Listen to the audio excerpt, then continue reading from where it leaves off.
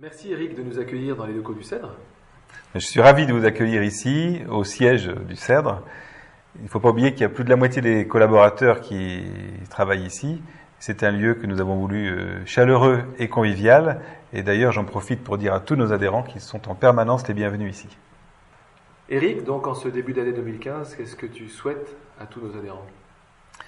Eh bien, à tous nos adhérents, mais aussi à tous nos fournisseurs et à toutes les personnes qui, cette année, vont être en relation avec nous, je voudrais souhaiter une très bonne, très heureuse et très sainte année 2015.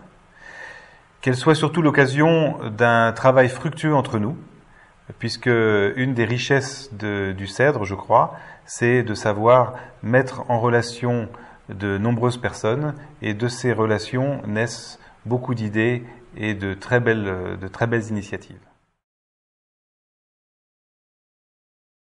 Voilà, donc le Cèdre continue sa belle aventure. Aujourd'hui, nous sommes près de 100 collaborateurs à travailler pour nos plus de 6000 adhérents sur les 4 réseaux différents. Qu'est-ce qui fait que le Cèdre aujourd'hui, on peut dire que c'est le même que celui de ton intuition d'origine ? Alors c'est vrai que quand on a une croissance comme celle du Cèdre et un développement avec de nombreux collaborateurs nouveaux, la question de la continuité de notre projet se pose.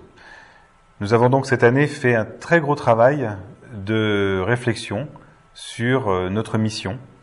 Et ce travail qui a associé une quinzaine de collaborateurs qui représentaient l'ensemble de l'entreprise, travail qui a été remarquable et d'une richesse que nous ne soupçonnions pas au démarrage, a abouti à la création d'un document qui est pour nous aujourd'hui un référentiel important, qui est le cœur de notre projet.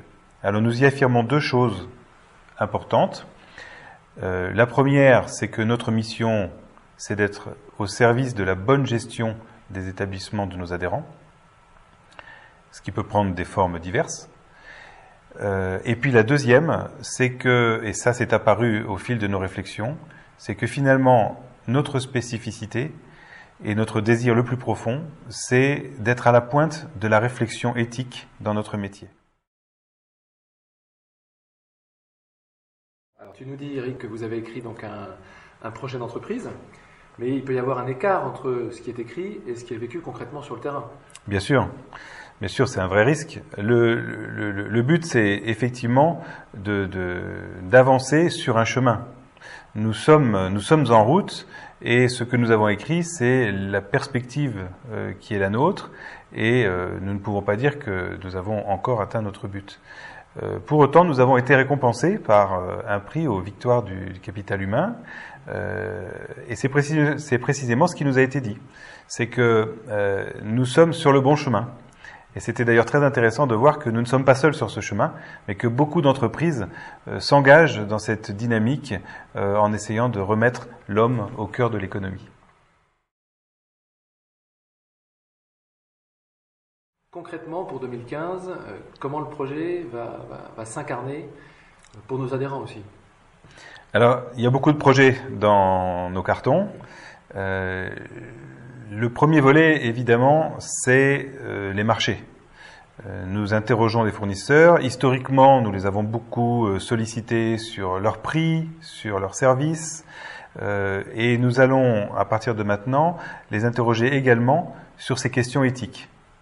Avec comme objectif de pouvoir choisir des fournisseurs, non seulement sur la qualité des prix, mais aussi sur la qualité des entreprises en référence à ces questions éthiques.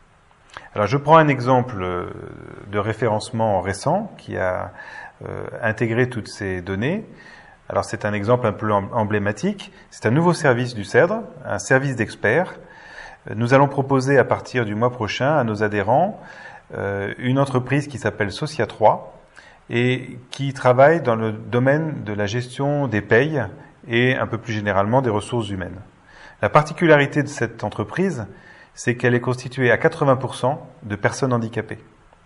Alors nous avons évidemment vérifié que la qualité du service rendu était optimum, et c'est une réalité, mais la manière dont cette entreprise envisage son travail est, vous le comprenez bien, intègre des dimensions éthiques extrêmement fortes. Alors ce que tu me racontes là me fait penser au congrès du Cèdre qu'on a vécu il y a un peu plus d'un an. Le thème était Agir pour changer le monde. Et est-ce que le Cèdre a eu d'autres initiatives pour contribuer à sa place justement à changer un peu le monde? Concrètement, nous avons parlé de Socia 3. Il y a un autre exemple qu'on peut citer qui est l'ouverture effective, c'est une réalité aujourd'hui, d'une autre nouvelle activité au Cèdre, qui est celle des fonds éthiques, des placements éthiques. Et donc aujourd'hui, nos adhérents sont en capacité de bénéficier de tout ce travail d'analyse du marché et de placer en toute sécurité leur argent sur des fonds qui vont être en cohérence avec leurs désirs profonds. Alors, encore une fois, très bonne année 2015 à tous.